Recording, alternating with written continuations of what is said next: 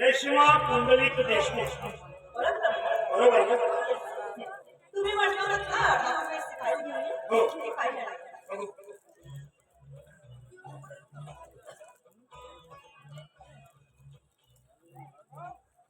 10वी 12वी मेरिट आणि बीएससी देखील फर्स्ट क्लास. छान छान. खरं तर मी पहिल्याच भेटीत ओळखलो की हे टॅलेंटेड आहे आणि म्हणून तुला हे सगळे डॉक्युमेंट्स घेऊन इथपर्यंत बोलवतो. पण तू उभी काय? बस हो, बस. नाही. काम झालं ना आता. आता निघाला. इतक्या लवकर पहिल्यांदाच आली आहेस. बस थोडा वेळ. आणि नाही जा. रेशमासाठी आपल्या फार्मरचं स्पेशल सरबत घेऊन येतो. हो सर, आता मी येतो. नाही. शरबतची गरज नाहीये. पण आता उन्हात आहोत ना, जरा तहान लागलीये. एक ग्लास पाणी मिळालं तर बरं होईल. फक्त पाण्याने काय होणार? एक तर आमच्या इथलं सरबत घेऊन ये. जा आणि पटकन घेऊन ये. तू लवकर ये. हो. अरे रेश्मा, तुला एक गंमत सांगू. आमच्या या फार्मरचं सरबत जो कुणी पिला त्याची उत्तरोत्तर प्रगती झाली आणि तू देखील एक दिवस यशाचं शिखर गाठशील याची मी तुला ग्वाही देतो. सर, हा फॉर्म आता भरायचा आहे. नाही फॉर्म भरण्याचा टायमिंग नंतर. मी एक प्रश्न विचार. सर, मला असं म्हणायचं होतं की हा फॉर्म भरून झाल्यानंतर साधारणतः किती महिन्यांनी मला ऑर्डर मिळणार? किती महिन्यांनी?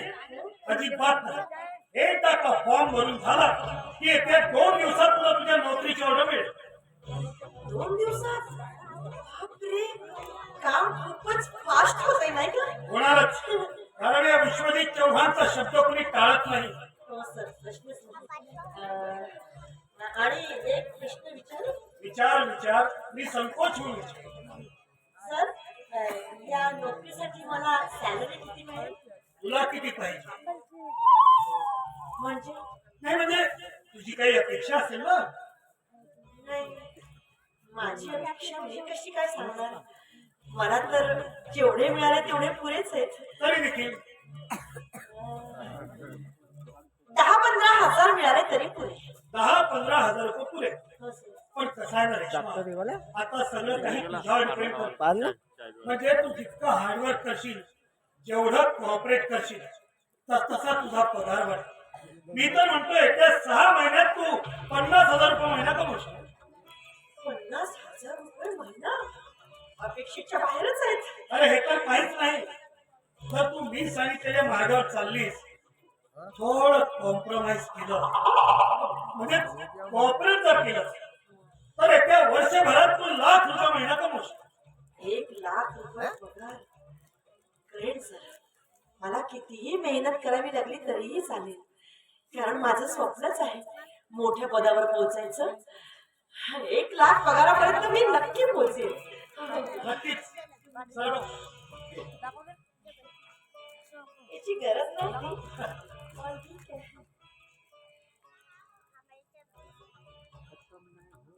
कसं वाटलं साहेब? छान. साखर जरा जास्त झाली.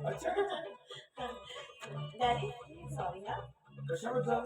तुझ्याबद्दल माझा गैरसमज झाला होता ना, म्हणून म्हटलं. माझ्याबद्दल? हो, ते मामाने मला आधी सांगितलं होतं की माझ्या मित्राचा मुलगा डॅडी खूप चांगला आहे. आधी मला वाटलं होतं तू वाईट असशील. आता कळलं की चांगलं आहे. सर, हा माझी खूपच काळजी घेतो. घ्यायलाच पाहिजे. तू हुशार आहेस, कर्तबगार आहेस आणि तसंही महिलांची विशेष काळजी घेतो डॅडी. काय पण सर घेऊन येतोय. सर, निघूया आता. अरे पहिल्यांदाच आली आहेस. पैसा फरक. नाही नको, आता काम झालं. मी काय म्हणते, ते डॉक्युमेंट्स एकदा पडताळून बघा. काही कमी असल्याने मला सांगा, मी आणून देईल. नाही तर मग डॅडीकडे पाठवून देईल. हो, मी घेऊन येईन. ठीक आहे. तसा निरोप पाठवतो मी डॅडी. Okay sir. थँक्यू. अरे थँक्यू. कर्तव्यच आहे माझं. ठीक आहे सर. हो.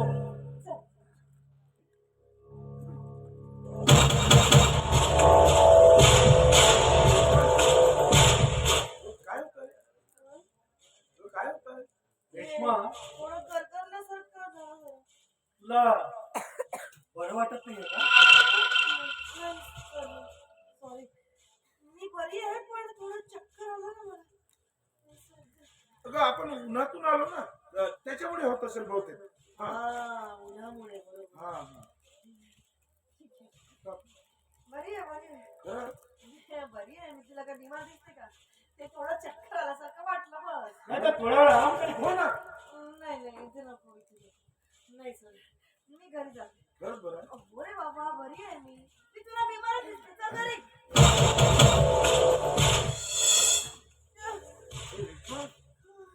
डॅनी तिला बरं वाटत नाही वाटतं. हो सर. एक काम कर, थोडा वेळ इथे आराम करू दे आणि नंतर बरं वाटलं की लगेच घरी सोडून दे जा. हो आराम कर. नाही नाही अगं, माझं ऐक तू. नाही इथे नको. तू माझं ऐक. एक काम कर, तू मला आधार देऊन जरा घरी सोडून दे. मी घरी जाऊन आराम करेन. तुझी इच्छा. हे जरा चक्कर जास्त. ठीक आहे डॅनी, जशी हिची इच्छा. तिला व्यवस्थित घरी सोडून दे. हा हो सर व्यवस्थित घरी सोडतो. हा डॅनी, हो माझ्या डोळ्यापुढे हा हा. मी नेतो तुला बरोबर. मला काही दिसत नाही. हो आधी गाडीकडे जाऊ आपण. हा व्यवस्थित घरी सोडतो तुला. सांभाळून घेऊन जा. हो हो हो. पण मला साखरे असं वाटलं तुझं झालं. अगं, तू टेन्शन नको. मी आहे ना. आली तेव्हा बरी होती. ते चक्कर कसं येतं? हो आपण जातो. आपण गाडीकडे जाऊ आधी. तू मला घरी सोडून दे. हो हो हो. आम्ही आहे ना, तू टेन्शन नको.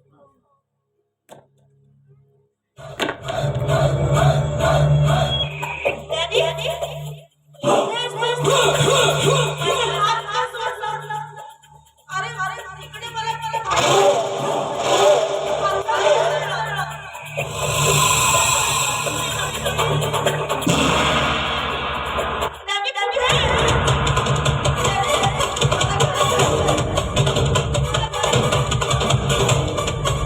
अरे रेश्मा, तुला बरं वाटलं ना म्हणून मी डॅनीला बोललो. थोडा वेळ इथे आराम करू दे आणि नंतर बरं वाटलं की लगेच घरी सोड. घाबरू नको. हा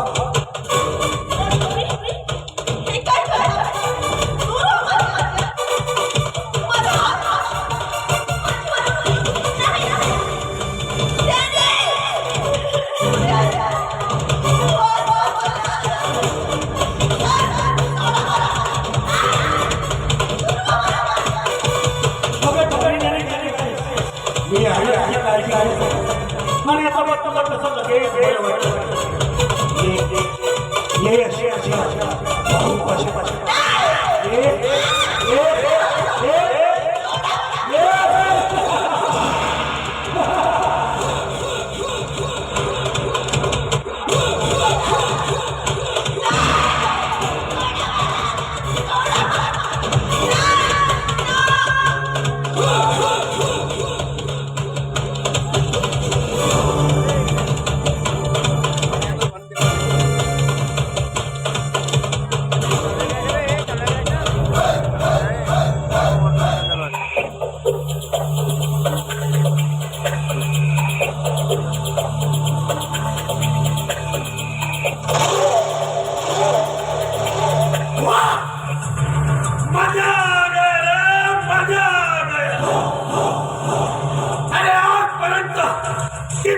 स्त्रियांच्या शरीराचा उपभोग घेतला आणि या तरुण रेशमाच्या ज्वारीचा जो माझा मस्त आनंद लुटलाय ना त्याची मजा काही और वाह, मजा आ गया.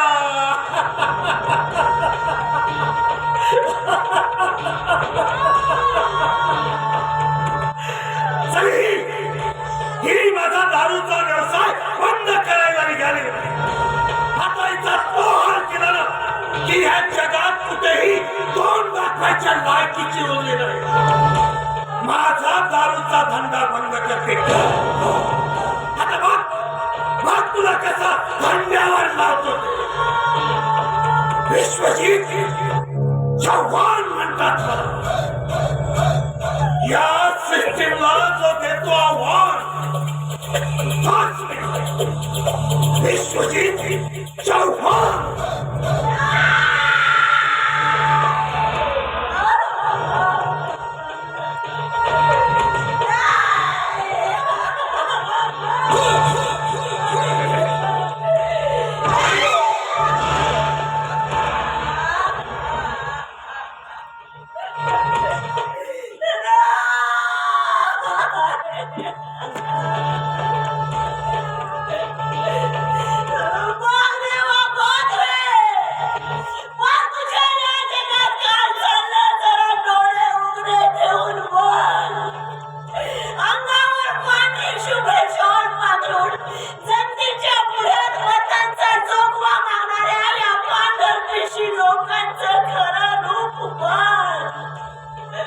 आज या ठिकाणी माझी अब्रू लुटल्या गेली आणि मी तुला दिलेली आत्महान तुझ्यापर्यंत का पोचली नाही देवा.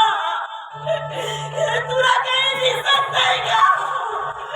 हे तुला काही ऐकू येत नाही? तू आंधळा आहेस, तू बहिरा आहेस. बरोबर आहे, बरोबर आहे, तू आंधळाच आहेस, तू बहिराच आहेस. ना आता तुला काही दिसत ना काही ऐकू येत. कारण मागणीवरची अख्खं आयुष्य पिळवणूक करण्याचा हा वरदान तर तूच यांना दिला आहेस ना. आणि आम्ही गरिबांनी अख्खं आयुष्य जगण्यासाठी संघर्ष करावा हा तू आम्हाला दिलेला शाप आहे का? का देवा का? एवढा मोठा अन्याय आम्हा गरिबांवरच का? कसं जगायचं यापुढे? तुझ्या या स्वार्थी जगात कसं जगायचं सांग.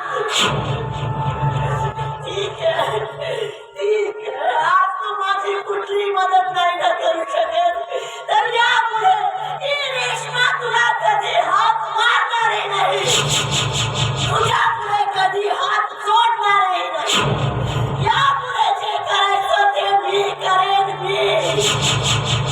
विश्वजीतच्या वर तू माझं अख्खं आयुष्य उद्ध्वस्त केलं आहेस, पण लक्षात ठेव मीही सोडणार नाही तुला. या हाताने मारेन मी तुला, या हाताने मारेन. माझ्यावर जो अन्याय झालाय ना त्याचा बदला तुझ्याकडनं मी स्वतः घेईन. मी सोडणार नाही तुला विश्वजीत चव्हाण. मी मारेन तुला, मी मारेन. बघून घेऊन जा हिला तुझ्या त्या रंगीन दुनिये आणि बनव हिला त्या अंधारात चमचमणारा लाल दिवा.